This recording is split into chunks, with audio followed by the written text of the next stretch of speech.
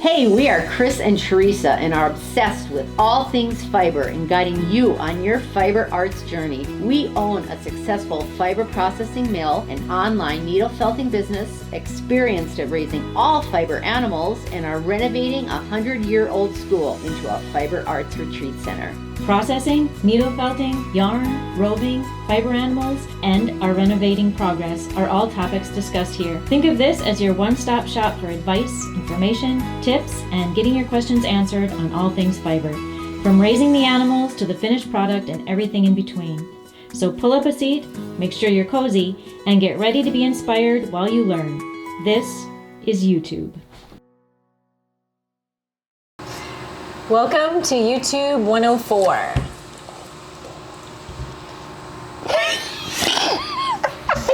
Weirdo. Yes, we are down in the mill, the happy place. My happy place, anyway. Love the mill. Yeah, and we are, in front of us is a beautiful alpaca bamboo blend currently.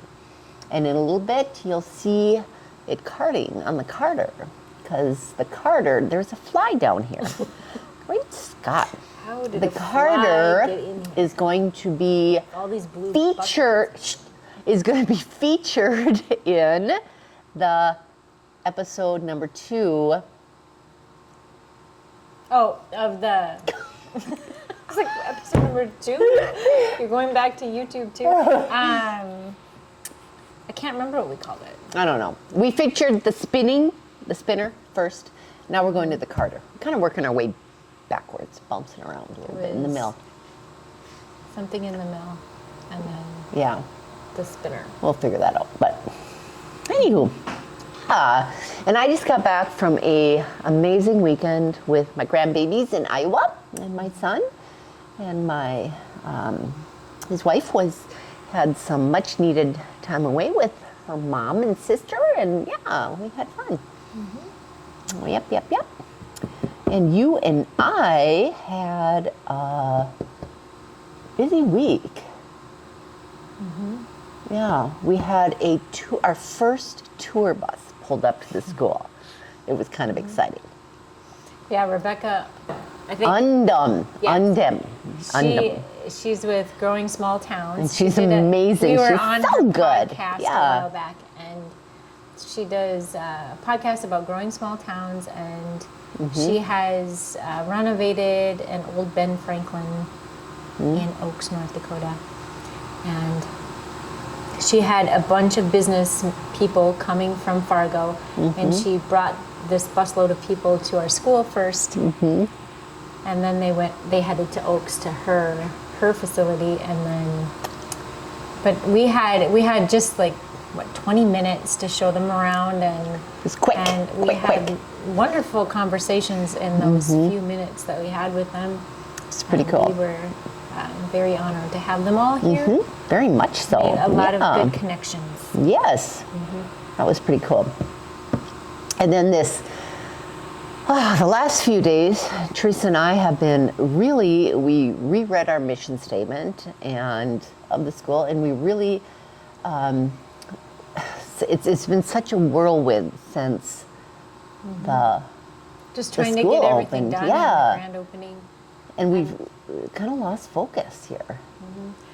From the very beginning, the focus of everything that we're doing here is the fiber arts and our businesses.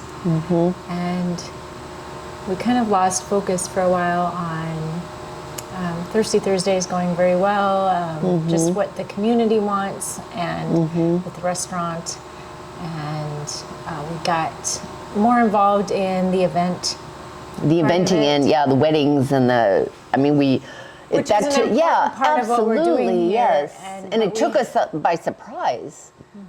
All the bookings we had, but our main focus always meant to be on our fiber arts businesses and growing them. The focus on the fiber arts and teaching others about the fiber arts, educating. Absolutely. And we really had to think about that this week and rethink a lot of what we are doing, how we are spending our time, and what to focus on. And just got back to what what we did all of this for. Yeah. So some changes here at the school. We need to make this the mecca that we set out to make, and we will. Yes. And Because it's our successful businesses that started this. We got the whole idea rolling, and everything else was just a side thing to help pay for the building and the renovation and everything. And so it's all important, but we decided this week that we just need to focus on our expertise, and we have appointed others that are very capable, and we need to just let them do their thing. do it. Yeah. Let them do what they're And good at. that's kind of, so stay tuned for that. Yeah. So that's where we want to get back Yep. into the videos on the fiber mill, the fiber mill part 2, I think it was, the equipment. Yep. I can't remember what we called it, but We'll figure that out, but yeah. and Yep. I need to get back into helping in my academy, online academy, and designing kits and Online courses. actual needle felting, which I haven't done in such a long time. Yeah. So that's what we. So that's kind of what we've been visiting about and whatnot. And then also we had a visitor, dear Margaret Dagman, and what was it, a little over a year ago, she came to the school and visited and toured the school, And it was her 100th birthday. her 100th birthday. And she trucked, we were so concerned, is she even going to be able to do stairs? And the school was a disaster at that point. Yeah. I mean, there was so many things to trip Oh on. my goodness, If it was she just would a be able to go up the disaster. stairs that you Yes. could see through. And great Scott, the woman just flew through the school and She went through here through the 8th grade. Yes. So she had memories. And she lived right where Mike and Mary Peterson do currently. So, and see, I forgot to grab the lunch pail. The lunch pail? When she was here, one of the questions that we asked her was, hot lunch? I mean, did you bring your lunch? I mean, what do you remember on that? She said, we had our lunch pails. Everyone had their lunch pails. And so ever since we talked on that, we've been trying to search out one of these lunch pails. What was this? Well, we finally found one. And so when she came, we were so excited. She showed up for Thirsty Thursday. Yes, just out of the blue, here she was. And we were just stunned. So we're like, Margaret, come, see. So Look at this look pail. at this lunch pail. And she went, oh. That's a Cadillac. That is a cattle. That is the deluxe model. I didn't even have a cover on my lunch pail. Oh, the dear one. Oh, it was such a treat to have her. It was a fun visit, and she had, seen it. The last time she seen it was during that interview. Yeah. And so she was very surprised at how far it had come Yeah. in that time. It was pretty cool. Oh, she's such a dear one. It was fun talking to her. It was a Such a surprise, dear and we one. didn't have, and it was a busy. Yeah, so we weren't able around, to. So we weren't able to spend as much time with her one-on-one as we would have liked, but. Oh, it was just so good to see her again, and she looks so good, so healthy, and just. So she's 101. Yes, And she went to the top floor and looked at everything. And she's very grateful for being able to get around and and her mind right now. That she is sharp as a tack. Yeah. That woman. It's amazing. Oofta. Yes, absolutely. And then from there, you brought your phone out, right before we turned this on to record, and we were looking at a year ago, August 13th, I think it was. There wasn't even, we hadn't even started pouring it's hard for anything. For even us to believe. Yeah. And we remember, how long we just would sit and wait for something to happen here. And 1 year ago, there was nothing. This addition was not even anything. Nothing. They hadn't even started digging anything. They hadn't even they had to brace up the outside of the wall. They had taken down the what had fall collapsed. Before, Yep. So they had taken down part of the school that needed to come off. Yeah. And then after they did that, the entire back wall, there was cracks. Shifted. and it appeared that the entire back wall was going to fall off, and so they put braces up to hold the entire school together so that the whole back wall didn't fall off until we got this addition on. To add support and. And it Yeah. sometimes seemed like things Crazy. were moving so slowly, but apparently they were moving right along. It's unbelievable. It's absolutely Because unbelievable. here we are in the completely finished.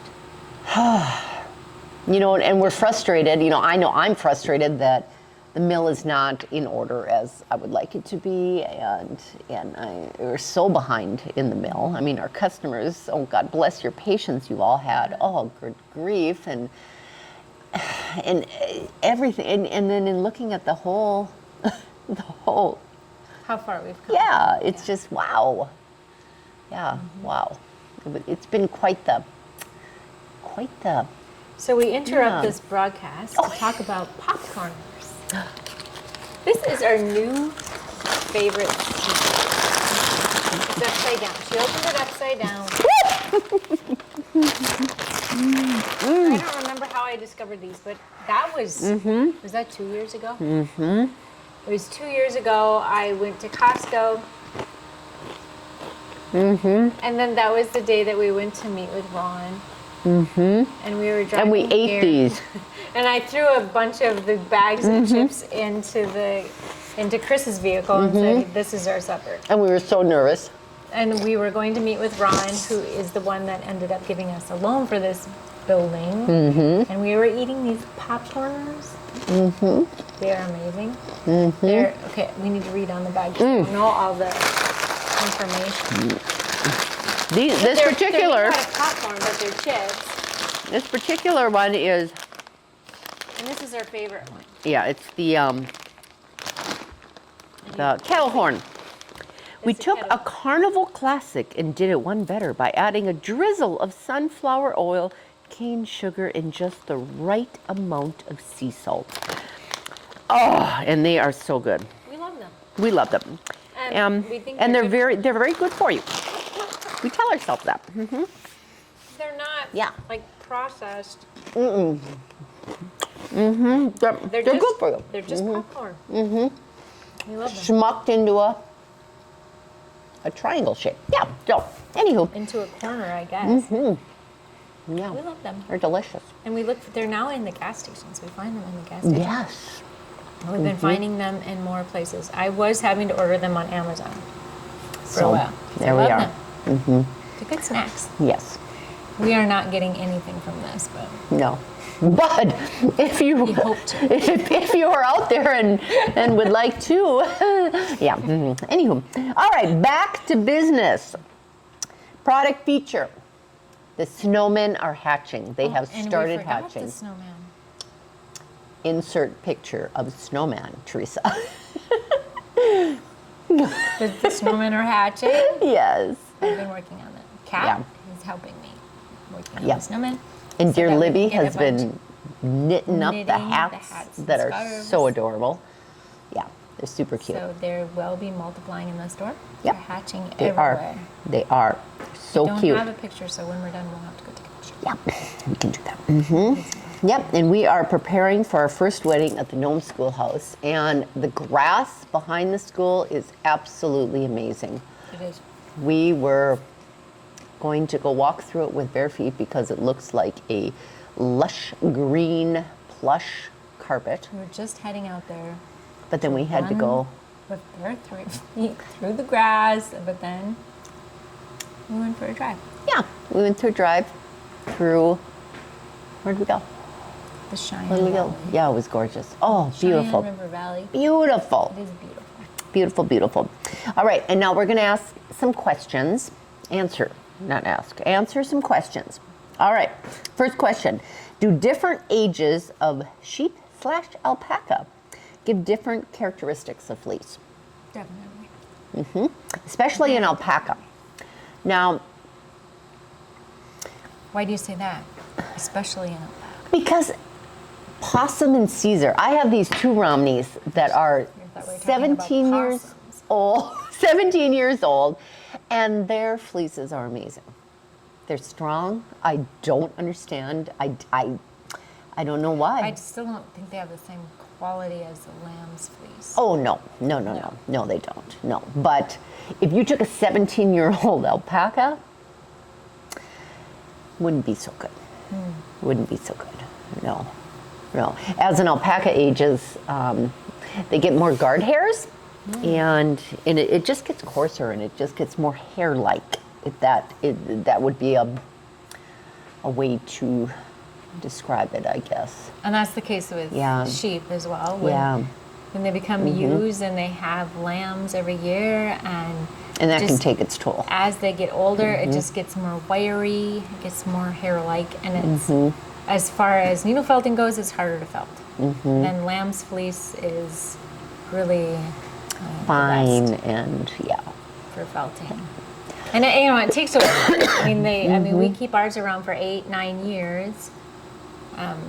But so it takes like the 8th or 9th year, you start to notice that they're a little wiry. It's a little not the best. Then that's because they're under stress. Where Chris is, she's talking about Caesar and possum. They are weathers. They have no stress. They are babied. They are hand fed. They're little crunchy nuggets that they love so much. And but. Yeah. Yep. Yes, so yes it does. Next question, are fleeces skirted at shearing site or at the mill? And we skirt our fleeces right at the site, and then they get skirted again here. I mean, they get checked, and I call it monkey picking. Yes. Because it's literally, going through in, like right here. Here's a piece of chaff that shouldn't be in this alpaca fleece. Am I getting popcorn chips? You might be. This is no good.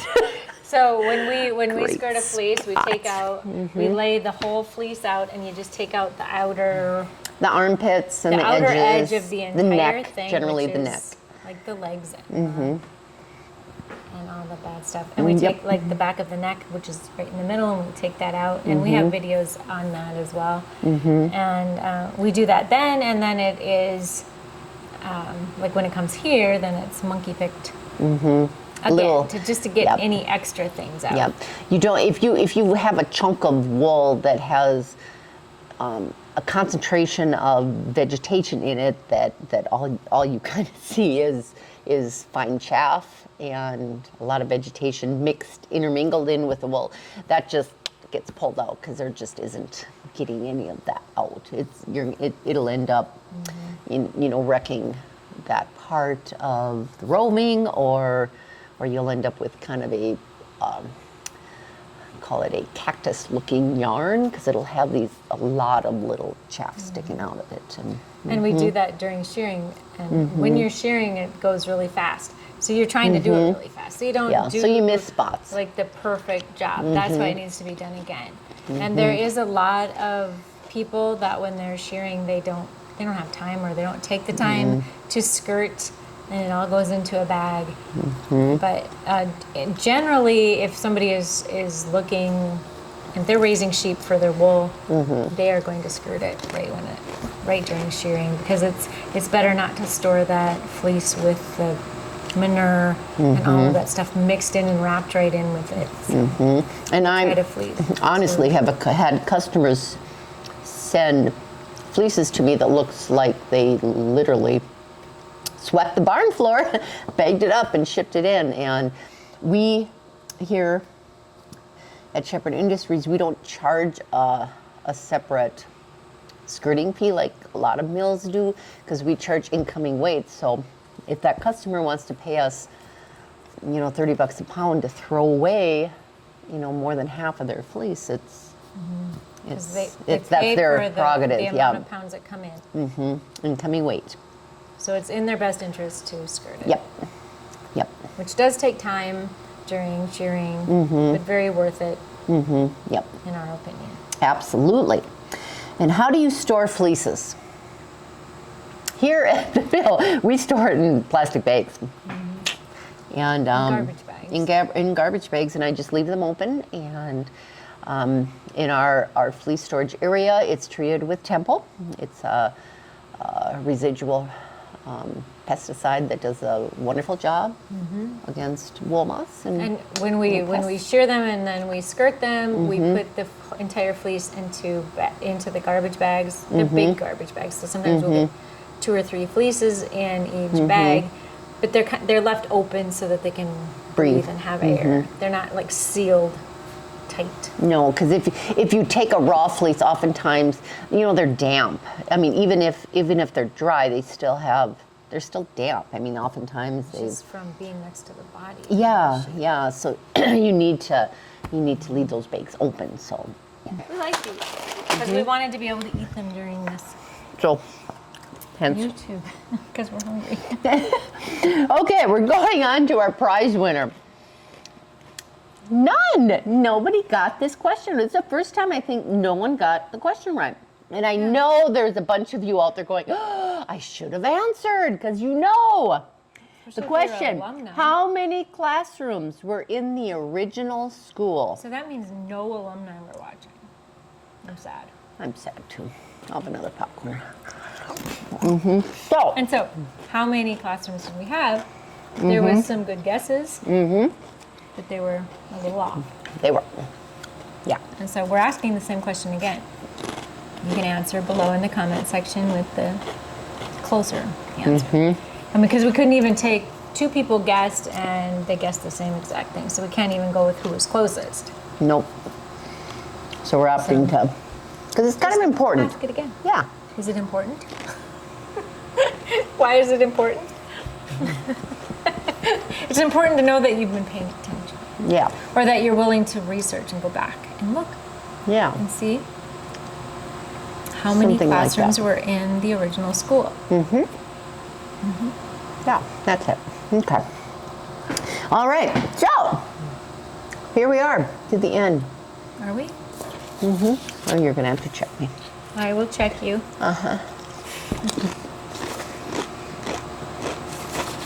Okay, so the upcoming events at the Nome Schoolhouse are open every Thursday for Thirsty Thursday from 5 to 9. Door is open. You can come and eat pizza and appetizers. Okay, coming up on August 19th is the Purple Halls concert. Yeah. And that will be on Thirsty Thursday. So That'll be you good can one. come for Thirsty Thursday, and it will be more at the door than it is online. So if you want tickets to the Purple Halls, it's best to get them now. How much more is it at the door? 5. Ooh. So it's $20 online right now, and then it's $25 at the door. And if you're here for Thirsty Thursday and you listen, You're going to want to be gonna want down there. Yes. they're amazing. We had them here last year. We're excited to have them back. They come from Texas. They're amazing Duo. vocal artists, and they also Write their own songs. banjo. Yep. And all Musicians. sorts of- yes. Very good. It's amazing. Okay, so sheep needle felting class is August 23rd. Dun dun. This is new. This is new. So it's And a it's Monday getting evening. there. It's getting filled. It's filling up fast. So that's a needle felting class with me. You'll learn how to make a needle felted sheep, which is adorable, and everybody loves it, and they're always happy with the results. And that's on August 23rd. You can find that on the nomeschoolhouse.com website. There's a dinner on August 27th. I can't remember everything that's in this wonderful meal, but it's a bunch of paired goodness. with wine from Fort U Winery. We'll have violin music, and the last dinner thing that we did was very well liked. Everybody loved it. Yeah. So on September 24th through the 26th, we have a hand-felted hats retreat, Should be amazing. which will be amazing. Basket weaving retreat is August 2nd and the 3rd. Needle felting retreat is October 15th through the 17th. These are all, you can find them all on the nomeschoolhouse.com website. And there's a Taste of Fiber retreat November 5th through the 7th. And that's filling up. Yes, so they're all currently filling up, but please check to see. We think they're all going to be amazing. We are working on more classes. We have had people contact us. We're working with them to get these listings all done so that you can know which classes are coming up. And you ate all the chips. I did. I'm sorry. Yes, God bless you all for joining us and for supporting us and your prayers and all of the above. Thank you, thank you, thank you. And that's also